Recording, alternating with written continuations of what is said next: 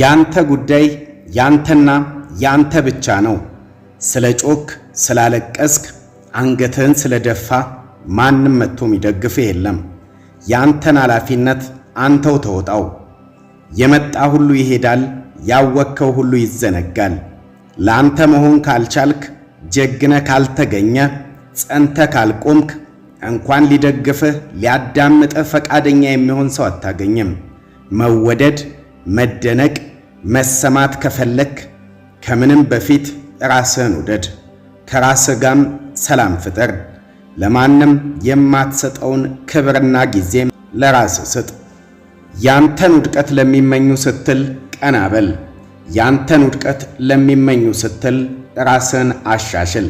ፈተናና ስቃይ ሊበዛ ይችላል። ምድር ላይ ስትኖር መፈተን፣ ለማለፍ ደግሞ መታገስ ግድ ነውና ከፍ ስትል አይን ውስጥ ትገባለህ። ሰዎች ምንድነው እሱ ይሉሃል፣ ይበሉህ፣ ግድ የለም። ለሰዎች ብለህ ዝቅ ማለትን አትውደድ። ይወዱኛል ብለህም ዝቅ አትበልላቸው።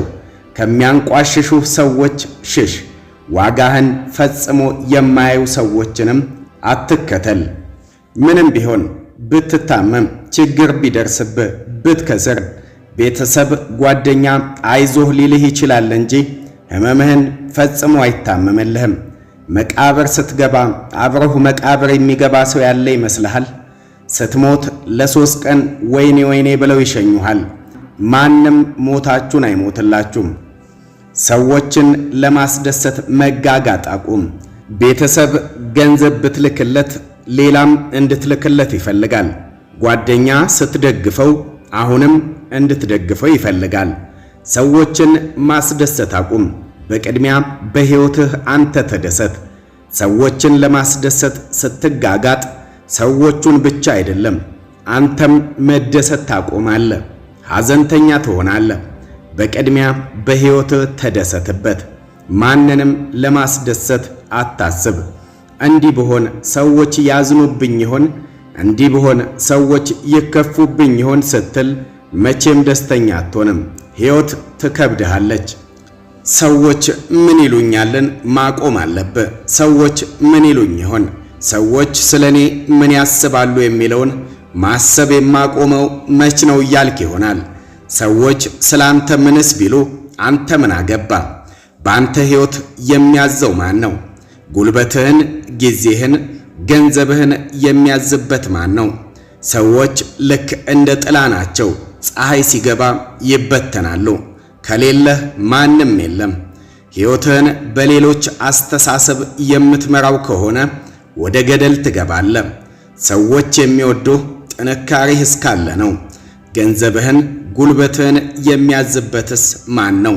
አንተና ፈጣሪ ካላዘዛችሁበት ሰዎች ልክ እንደ ጥላ ናቸው። ፀሐይ ሲገባም ይበተናሉ። ዓላማህን ካላወክ ሰዎች ይነዱሃል፣ ወደ ፈለጉበትም ይመሩሃል። አንተንም አያስቡህም። ለምትወዳቸው ስትል የምትከፍለው ዋጋ ድንበር ያስፈልገዋል፣ ገደብ ያስፈልገዋል። በቃ ከዚህ በላይ ዋጋ አልከፍልም ማለት አለብህ። ለሰዎች ደስታ ስትል የምትከፍለው መስዋዕትነትም ገደብ ያስፈልገዋል። ማንም ካላገዘ፣ ማንም ከጎንህ ካልቆመ፣ ማንንም በመጠበቅ ሐሳብህን አታዘግየው። ከማንም ድጋፍ በመፈለግ አትቁም።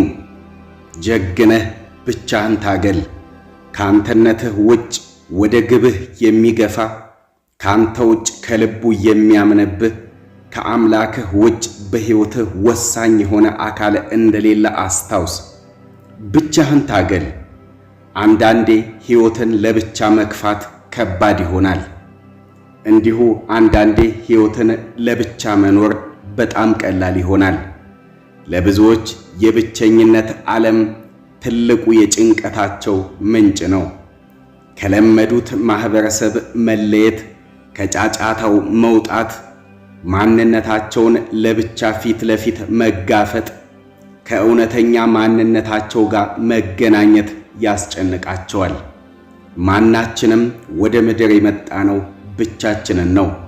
ወደ አባታችን ተመልሰን የምንሄደውም ብቻችንን ነው። ብቸኝነት ትልቁ ፍርሃትህ ከሆነ አንድ ነገር አስታውስ። አንተ ለብቻ ሆነህ ማዳመጥ የማትፈልገውን ሰው ማን ቁጭ ብሎ እንዲያዳምጠው ትፈልጋለህ? እንዴት ላንተ ምቾት ያልሰጠህን አመለካከትህ ከሰዎች ዘንድ ተቀባይነት እንዲያገኝ ትጠብቃለህ? ለብቻህ መሆን ካልቻልክ ከሰዎች ጋር ዘላቂ ወዳጅ ልትሆን አትችልም። ወደድክም ጠላህም